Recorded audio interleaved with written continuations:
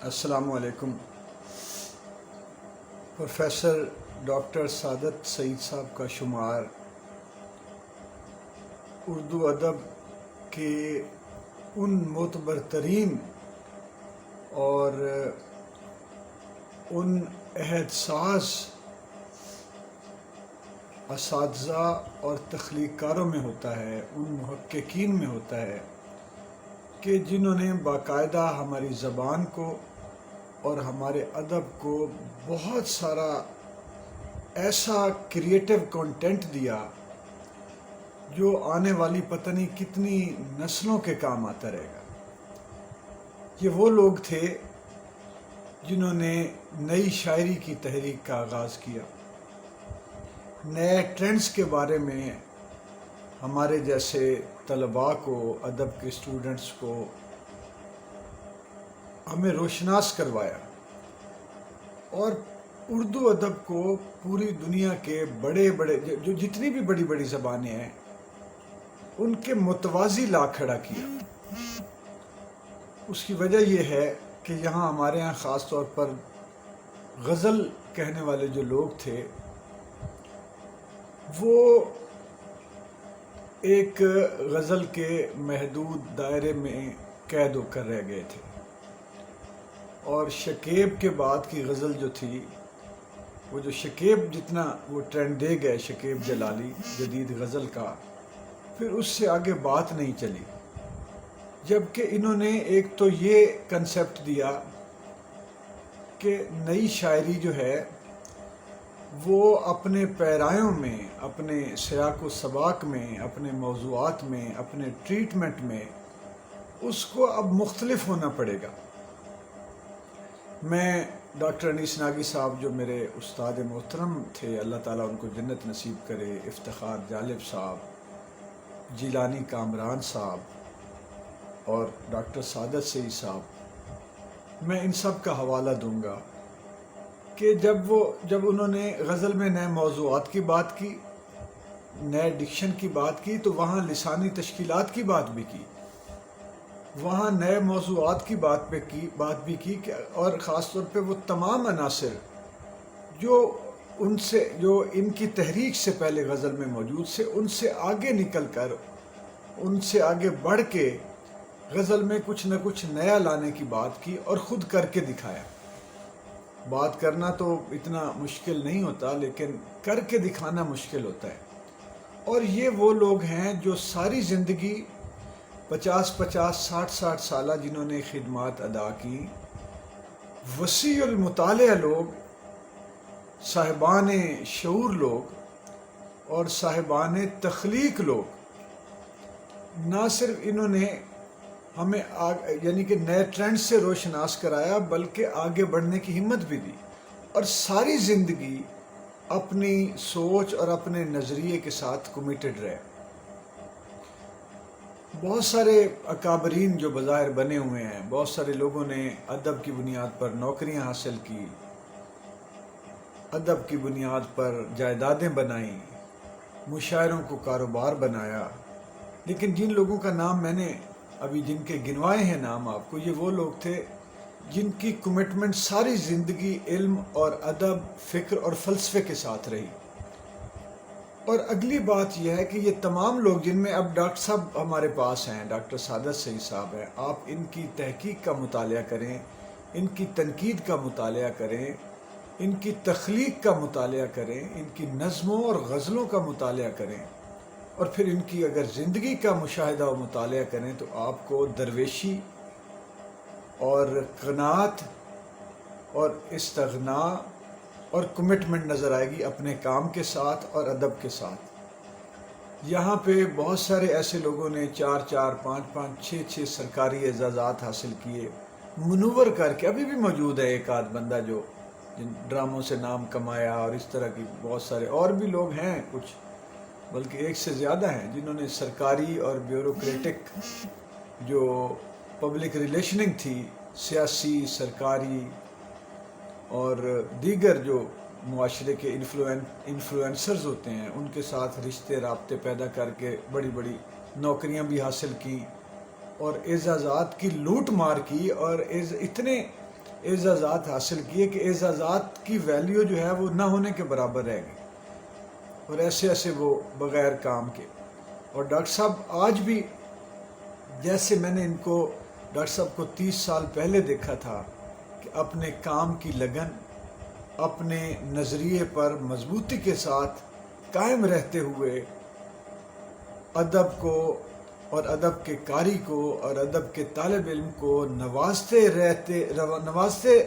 رہنے کا جو عمل تھا، اور ان کے اپنے جو سیکھنے کا عمل تھا، وہ آج تک اسی طرح جاری و ساری ہے. اور نوجوانوں سے زیادہ انرجی کے ساتھ ڈاکٹر صاحب اپنے کام میں جتے ہوئے ہیں اور جتے رہتے ہیں. نہ نوکریوں کا حصول، نہ ایوارڈ. اچھا، ہوتا یہ ہے کہ جب اتنا بڑا عالم اور اتنا بڑا اسکالر ہم میں موجود ہو، تو بہت سارے لوگ جو ان کے شاید ہم پیشہ بھی ہوں، ان میں سے جو تعلیمی میدان میں اور تدریس کے شعبے سے جن کا تعلق ہو،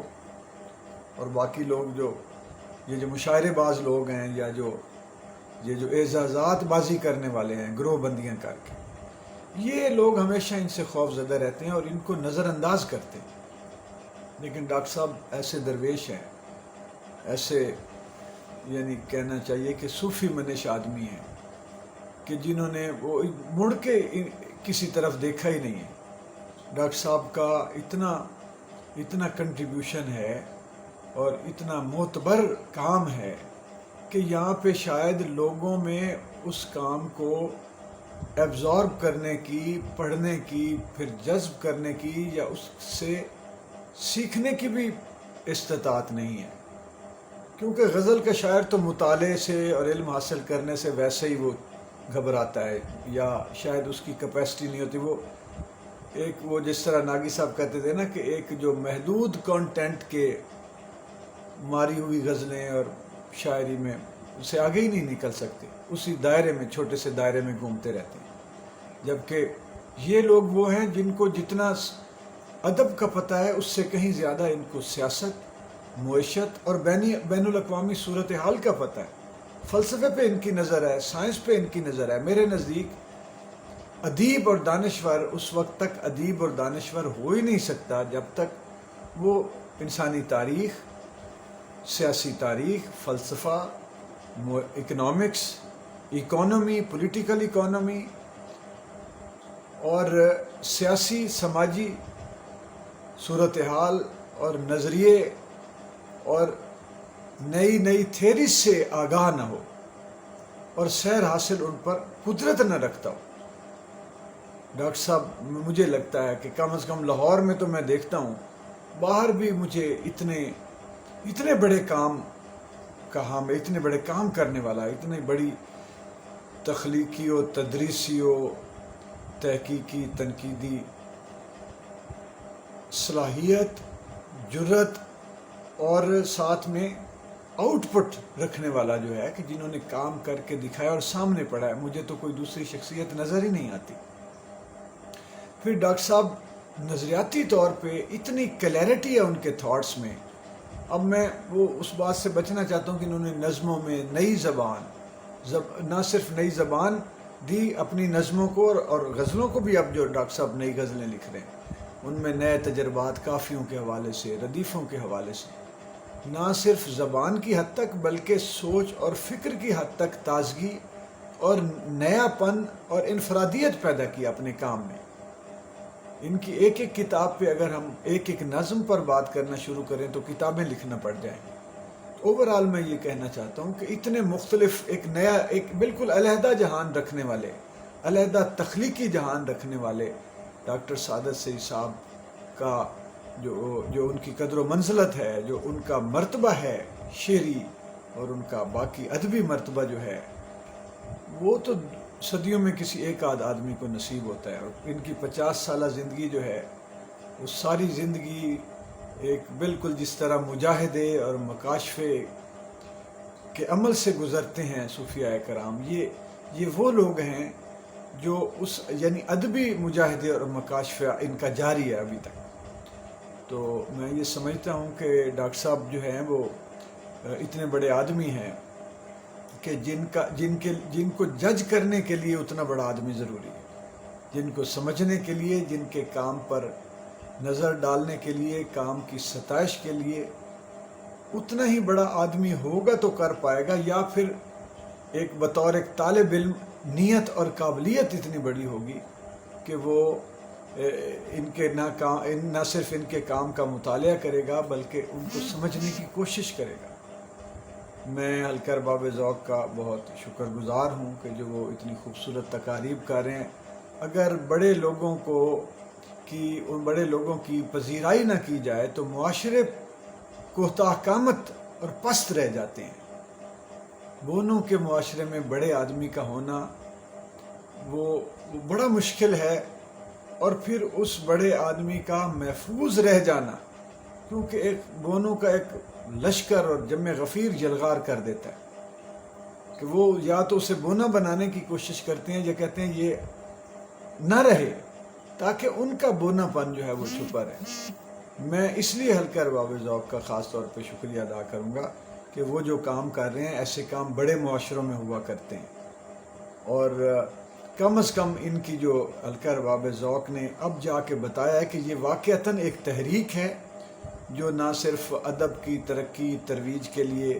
نئے لوگوں کی تربیت کے لیے کام کر رہی ہے، بلکہ بڑے لوگوں کی پذیرائی کے لیے بھی کام کر رہی ہے۔ بہت شکریہ۔